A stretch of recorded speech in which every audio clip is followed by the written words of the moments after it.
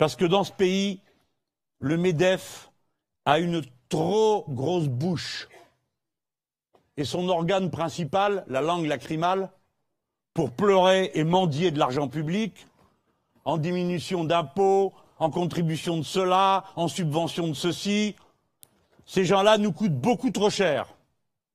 D'une façon générale, les patrons du CAC 40 coûtent beaucoup trop cher. Et puisqu'ils arrivent à trouver des ouvriers à moins cher, nous, on est capable de trouver des patrons à moins cher.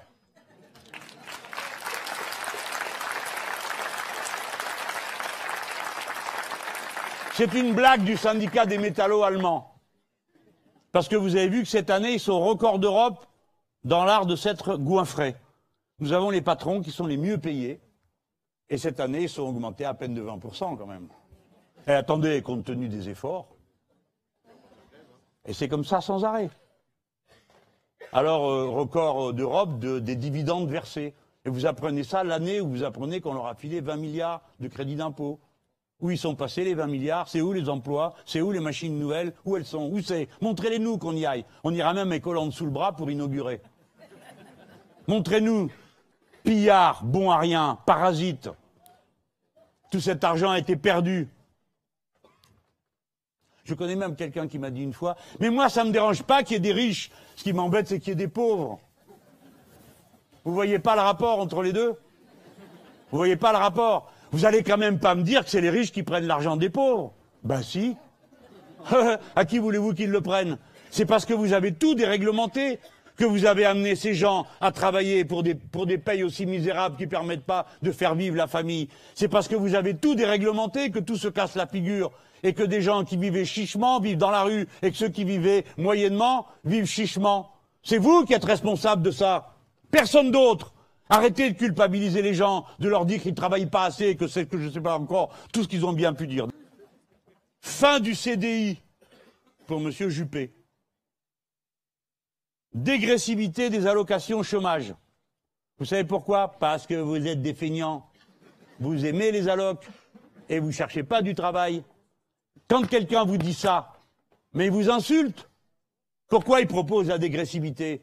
Vous avez moins besoin quand vous êtes depuis plus longtemps au chômage? C'est pas vrai, c'est le contraire, vous avez plus besoin. Pas moins. Pourquoi alors ils font baisser l'allocation? Pourquoi? Parce qu'ils partent de l'idée que vous êtes en train de truander. Dans leur esprit, tout le monde passe sa vie à truander. Parce que eux truandent. Le fisc, sans arrêt. Alors ils pensent que tout le monde est pareil. 85 milliards par an de vol fiscal. 1000 milliards par an en Europe. Alors évidemment, ils se figurent que les gens normaux sont comme eux et passent leur temps à essayer de voler les autres. D'ailleurs, vous les écoutez, j'espère. Ils ont fait des primaires. Alors ça, c'est intéressant.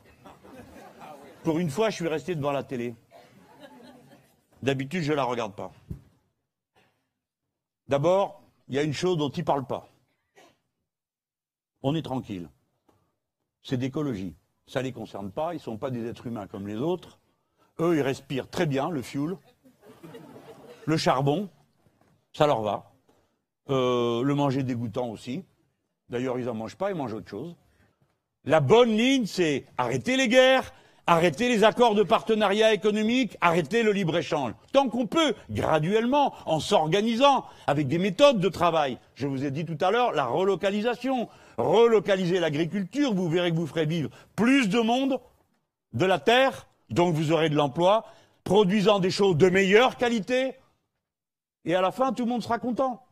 Enfin, pas mal seront contents. En tout cas, on ne sera plus dans la situation dans laquelle on est aujourd'hui.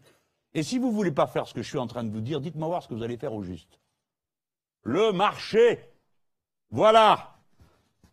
Ça marche pour l'agriculture. La dernière fois, c'était le lait. Et on fait du lait ici? Oui, hein. Dans les années 70, on a mis les quotas laitiers. Déjà, une série de très intelligents ont hurlé contre. Ah, vous voulez nous empêcher de travailler, vous mettez une limite aux quotas laitiers, avec les beaux quotas laitiers, tout ça. Bon. Très bien, on fait les quotas laitiers, arrivent tous les libéraux, assez à bas les quotas laitiers, la politique agricole commune, tout le monde oublie que c'est grâce à ça que le continent est devenu autonome sur le plan alimentaire, d'accord, en moins de 20 ans, que les paysans ont donné un bon paquet. Tous les gens qui vivent en ville peuvent leur dire merci, Parce que plutôt que d'augmenter les salaires des ouvriers, on serrait la vis aux paysans, donc le prix de la nourriture baissait, donc le gars, avec le même SMIC, il avait l'impression qu'il avait plus d'argent qu'avant. C'est comme ça que ça s'est passé pendant les fameuses 30 glorieuses. C'est les paysans qui ont tiré la langue jusqu'à par terre pour que le reste se mette en route. Donc les quotas laitiers, ils ont fait un marché. Voilà. Depuis que l'humanité ont fait des stocks, on essaye de ne pas être trop dans le cyclique, parce qu'une année est bonne, l'autre est moins bonne, donc on essaye un peu de faire des réserves, etc. Et ben le marché, il a inventé, il n'y a plus de saison, il s'en fout. Parce que tantôt c'est l'hiver ici, là-bas c'est l'été, blablabla, blablabla. Tout le monde va faire du lait. Eh ben il y a une année, c'est bon, donc tout le monde fait du lait, il y a trop de lait, les prix s'effondrent, les paysans sont ruinés, l'année d'après, il n'y a pas assez de lait, le prix monte pour vous tous. Ok? C'est ça qu'ils ont fait. Et ils continuent comme ça, compartiment par compartiment. Le libre-échange, la concurrence libre et soi-disant non faussée, tout ça, c'est ça qui est en train de tuer tout le système productif. Je vous ai parlé de protectionnisme solidaire. Je l'assume. Vous voulez un exemple? Non, c'est trop tard. Ah oui, j'ai lu ça, tiens. Monsieur Juppé, qui en rate pas une. Le protectionnisme est un grand danger pour l'économie mondiale et pour la paix du monde. Je n'aime pas le mot de protectionnisme. Un mot du passé et rétrograde. Bon, allez, un partout. Je n'aime pas le mot concurrence libre et non faussée et libre-échangisme. Un mot du passé et rétrograde. Ça, c'est Mélenchon. Alors, un des instruments du protectionnisme solidaire, c'est les taxes à l'entrée des frontières, ou les visas, appelez ça comme vous voulez. Visa, c'est mieux, parce qu'il y a l'idée de taxer les produits et en même temps d'en autoriser. Visa social, visa écologique. Parce qu'aller produire à l'autre bout du monde, en éreintant des gens au travail, en les sous-payant, et surtout en s'occupant de rien pour l'environnement, pour que vous puissiez avoir moins cher le t-shirt que vous avez déjà en 3 exemplaires. Donc ces taxes, elles permettraient de filtrer. Ah, voilà encore une invention bolchevique. C'est facile à comprendre, ça. Ça passait pour une lubie il y a encore un an. Et bien maintenant, vous le retrouvez, y compris dans des programmes de gens qui ne sont pas de mon bord, non? Alors, ça prouve que je réfléchis plus vite qu'eux. Et pas que moi.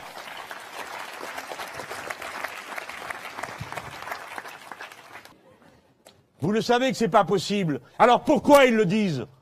Ils savent très bien que personne ne va embaucher de quelqu'un de 60, 65, déjà qu'ils ne les prennent pas à 55. Alors pourquoi ils disent ça? Pourquoi? Pour que vous payiez des assurances avant.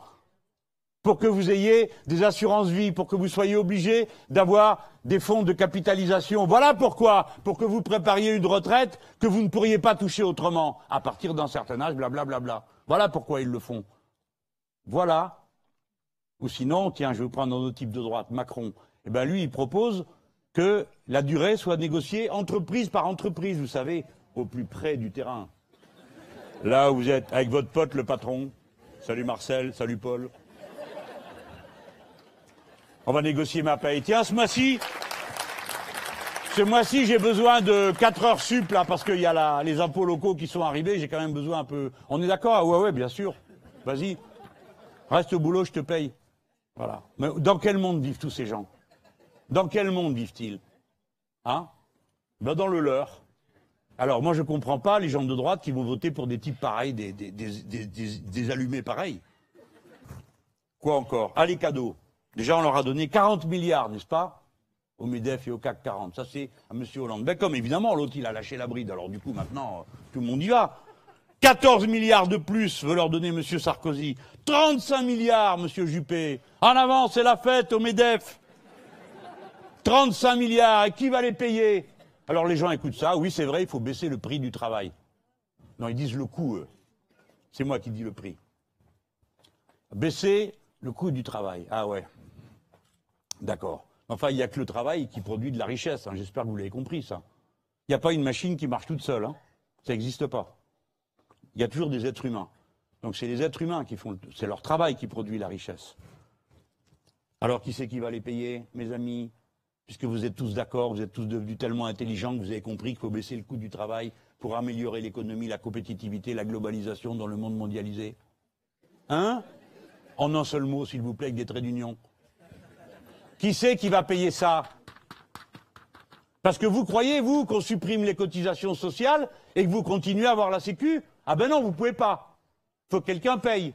Donc si vous ne le mettez pas là, il y a une loi, et la loi, elle dit que chaque euro dont l'État décide qu'il est pris aux caisses de sécurité sociale parce qu'on ne le verse pas, il doit le rembourser.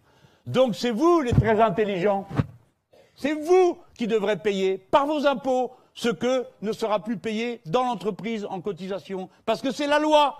Et si vous enlevez 35 milliards d'euros, eh ben vous les retrouverez à l'autre bout. Et c'est pour ça que le même monsieur Juppé, il vous propose d'augmenter la TVA à 23,5.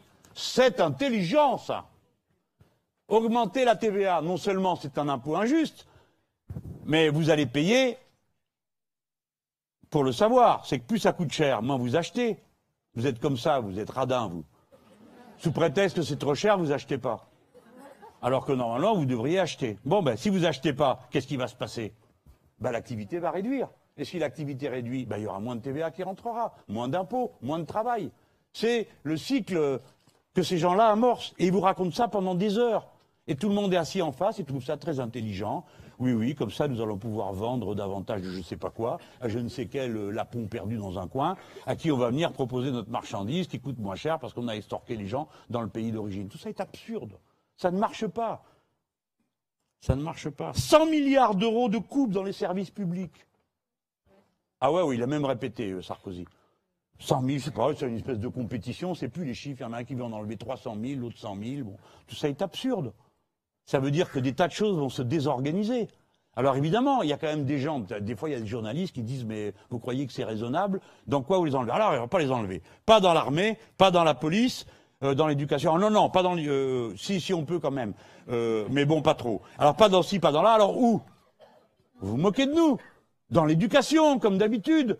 Dans les soins aux personnes, comme d'habitude. C'est-à-dire tout ce que les pauvres gens et les gens normaux se payent par le service public. Le service public, c'est notre mutuelle. C'est que nous finançons tous quelque chose qui nous sert à tous. Voilà ce que c'est le service public. Donc vous aurez plus votre service public, vous serez responsabilisé. Voilà, autrement dit, vous êtes des irresponsables. J'ai déjà vu ça pour les soins. Vous l'avez pas vu celle-là? Il faut responsabiliser les patients. Eh bien moi je suis d'accord pour avoir une petite grippe en août. Pas de bol, ça tombe en même temps que tous les autres en novembre. C'est absurde, tous ces mots sont fous. Ils ne parlent pas de la réalité humaine. Tout ça n'existe pas. Ils nous font un monde qui va être un enfer, c'est-à-dire ce qu'il était avant qu'il y ait, par exemple, la sécurité sociale, Ambroise Croizat et le reste. Alors, la seule chose qu'ils profitent de faire, écoutez, il y a une justice, il doit y avoir une justice. Il faut absolument qu'il y ait une justice. Sur quoi ils sont tous d'accord. Sur le chiffre des fonctionnaires, ils ne sont pas tous d'accord. L'un veut 100 000, l'autre 300 000. Sur les cadeaux à faire aux patrons, ils ne sont pas tout à fait d'accord. L'un veut leur donner 35 milliards, l'autre seulement 17. Enfin bon. Sur la retraite non plus. L'un veut vous faire travailler jusqu'à 64, l'autre jusqu'à 70. Bon, vous comprenez, il y a débat. Et il faut enrichir le débat. Voilà. Mais il y a un point sur lequel ils sont tous d'accord. Il faut supprimer l'ISF. L'impôt sur la fortune, parce que si vous comprenez qu'il y a une chose qui plombe l'économie française, mine le moral des producteurs, abat notre joie de vivre, c'est l'ISF. Ils sont tous d'accord.